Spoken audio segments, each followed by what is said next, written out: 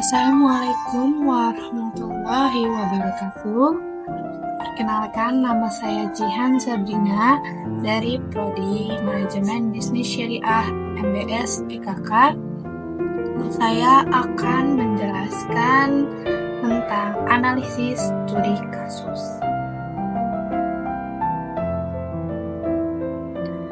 Apa saja yang akan kita jelaskan dari studi kasus kali ini, yakni yang pertama ada analisis kepemimpinan calon A dan calon B. Yang kedua ada identifikasi gaya kepemimpinan calon A. Yang ketiga ada dampak kepemimpinan otoriter terhadap kinerja tim.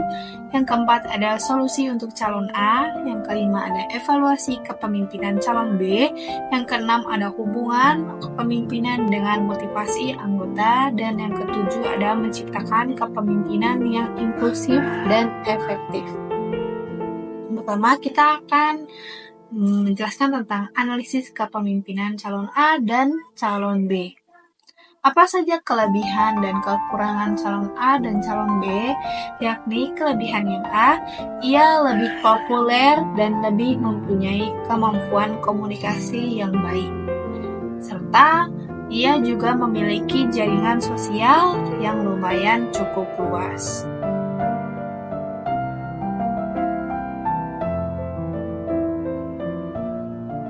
Sedangkan kekurangan calon A, ia tidak mau mendengarkan keputusan anggota lain dan selalu mengandalkan otoritas pribadi sehingga mengambil keputusan yang terburu-buru dan mengakibatkan anggota berubah menjadi kurang percaya kepada calon A.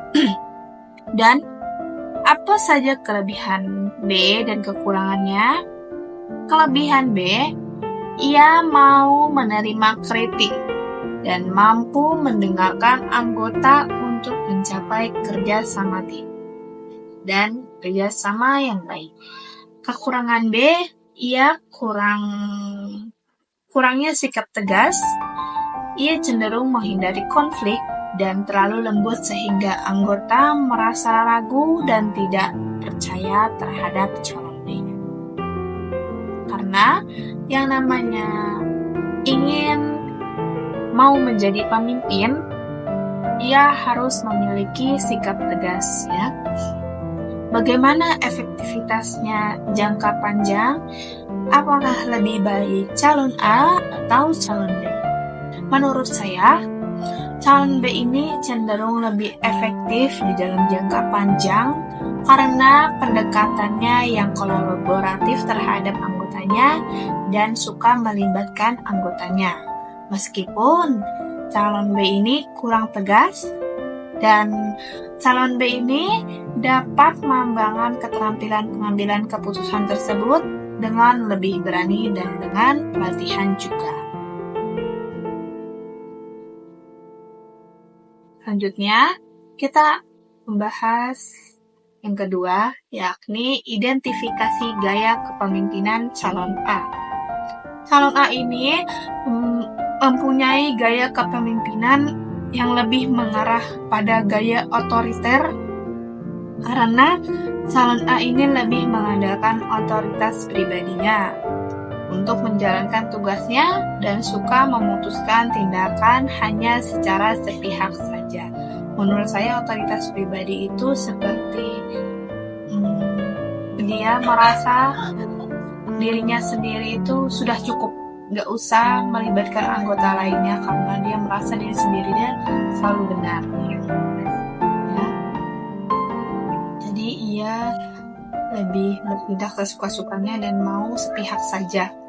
Contohnya seperti di dalam sebuah acara pelatihan internal, calon A secara sepihak menentukan jadwal dan pembicara tanpa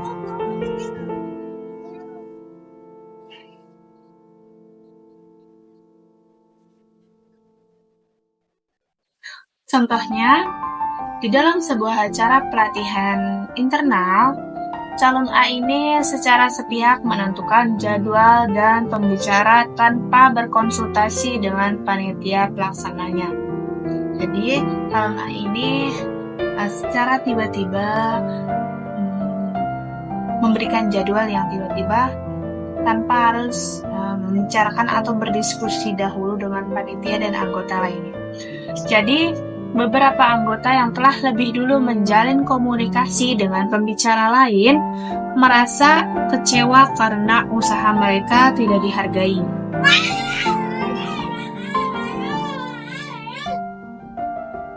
Selain itu, dalam penetapan tema pelatihan, calon A memutuskan tema yang dianggapnya menarik tanpa mengumpulkan masukan dari anggota. Akibatnya, tema tersebut tidak relevan dengan kebutuhan sebagian besar anggota, sehingga tingkat partisipasi dalam acara tersebut menurun secara signifikan. Jadi si calon A ini dia tiba-tiba mengubah jadwal serta temanya yang menurut dia sendiri ini lebih menarik. Karena ini acara ya nggak bisa dilakuin dengan terburu-buru atau tiba-tiba, karena itu membutuhkan persiapan ya. Jadi harus berdiskusi dahulu lebih baik. Karena calon A ini memutuskan untuk secara tiba-tiba, jadi tema tersebut ini menjadi menurun secara signifikannya dan tidak relevan. Jadi banyak yang anggota di acara tersebut merasa kecewa karena diskusi yang sebelumnya sudah didiskusikan merasa tidak dihargai. Selanjutnya, ada dampak kepemimpinan otoriter terhadap kinerja tim. Adapun ada dampak jangka panjangnya, yakni dapat menurunkan kepuasan anggota. Yang kedua, meningkatkan resiko konflik internal. Dan yang ketiga, dapat mengurangi keterlibatan anggota. Bagaimana caranya untuk kita untuk mengurangi dampak negatif tersebut? Ada 3, yakni ada meningkatkan komunikasi dua arah antara pemimpin dan anggota. Yang kedua, memberikan ruang bagi anggota untuk berpartisipasi dalam pengambilan keputusan. Serta yang ketiga, mengadakan evaluasi berkala untuk mendengarkan umpan balik anggota.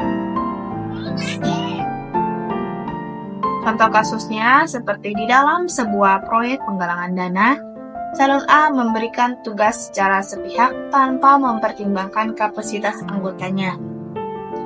Nah, jadi dalam sebuah proyek tersebut, calon A ini dia tidak melihat dulu kapasitas anggotanya cukup atau tidak, kira-kira cocok untuk melakukan proyek itu atau enggak, kurang atau enggak anggotanya.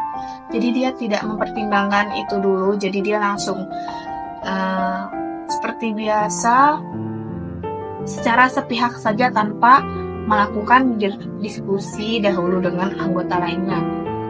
Jadi akibatnya beberapa anggota ini merasa terbebani dan menolak melanjutkan tugas mereka.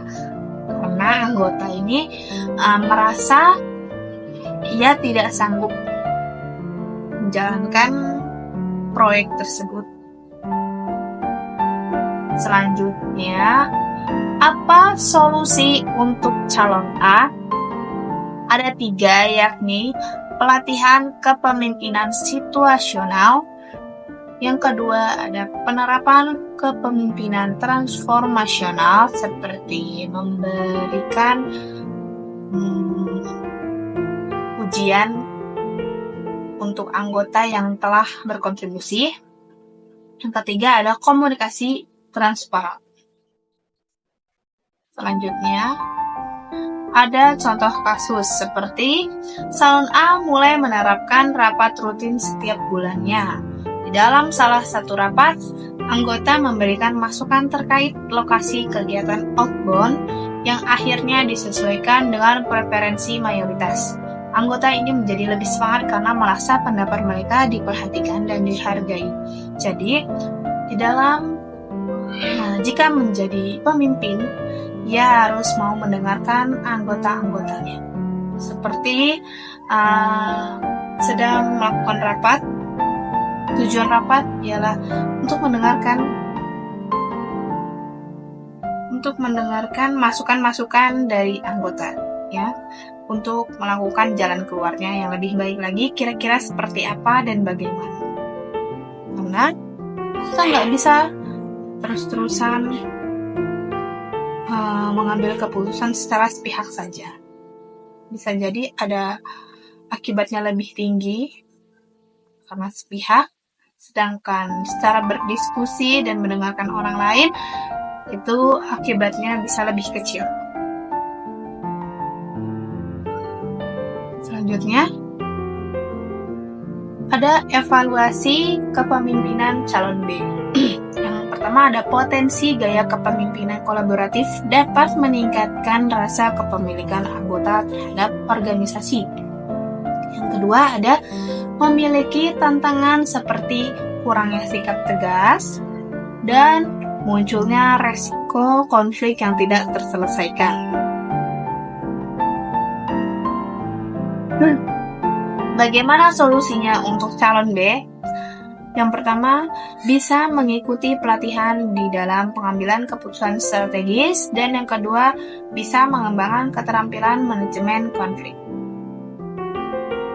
Selanjutnya, adapun contoh kasusnya seperti di dalam sebuah diskusi untuk menentukan tema acara tahunan, calon B terlalu mengutamakan konsensus hingga tidak ada keputusan yang diambil selama berminggu-minggu.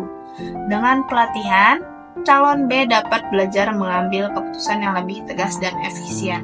Jadi di dalam contoh kasus seperti ini diceritakan bahwa ada acara tahunan, tetapi calon pemimpin B ini ia terlalu mengutamakan konsensus, seperti dia terlalu banyak berpikir, terlalu memasukkan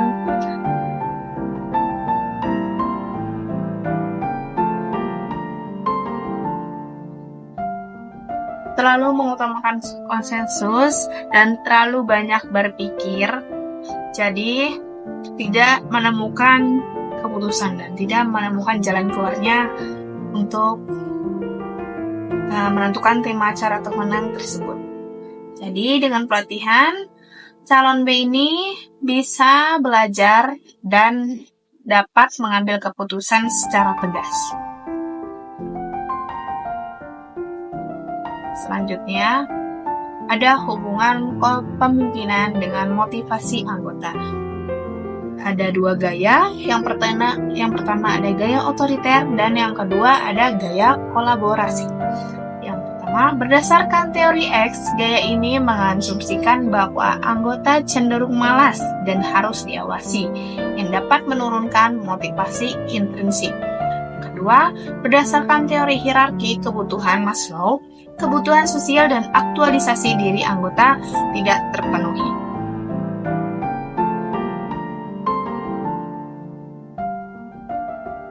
Contohnya seperti calon A yang terburu-buru membuat keputusan yang secara tiba-tiba dan tidak mau mendengarkan, sehingga anggotanya ini merasa tidak dihargai. Yang kedua ada gaya kolaboratif. Sesuai dengan teori Y, gaya ini percaya bahwa anggota memiliki motivasi intrinsik dan dapat bekerja secara mandiri. Yang kedua ada berdasarkan Maslow, gaya ini memenuhi kebutuhan sosial dan aktualisasi diri anggota. Contohnya seperti calon B yang melibatkan anggota di dalam penyusunan program kerja, membuat mereka merasa dihargai, sehingga meningkatkan komitmen mereka. Selanjutnya, yang terakhir,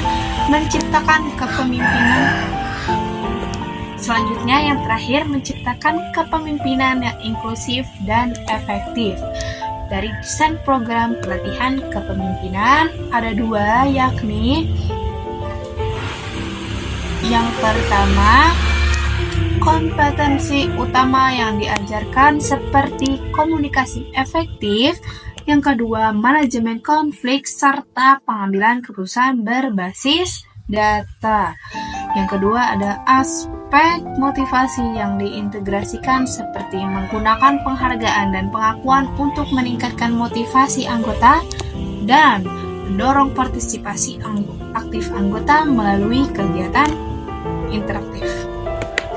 Adapun contoh kasusnya seperti melalui program pelatihan, anggota diajarkan untuk mengelola konflik secara efektif dalam rapat sehingga keputusan dapat diambil lebih cepat dan dapat tanpa meninggal. Contoh kasus, melalui program pelatihan, anggota diajarkan untuk mengelola konflik secara efektif dalam rapat sehingga keputusan dapat diambil lebih cepat tanpa meninggalkan perasaan tidak dihargai. Tujuannya untuk meningkatkan kolaborasi di antara anggota dan mengembangkan gaya kepemimpinan yang responsif terhadap kebutuhan organisasi. Dengan kita menerapkan solusi ini, organisasi dapat menciptakan lingkungan yang lebih inklusif lagi dan lebih produktif lagi, sekaligus mendukung pengembangan kepemimpinan yang efektif. Demikian presentasi dari saya, Jihan Sabrina. Mohon maaf jika salah kata. Wassalamualaikum warahmatullahi wabarakatuh.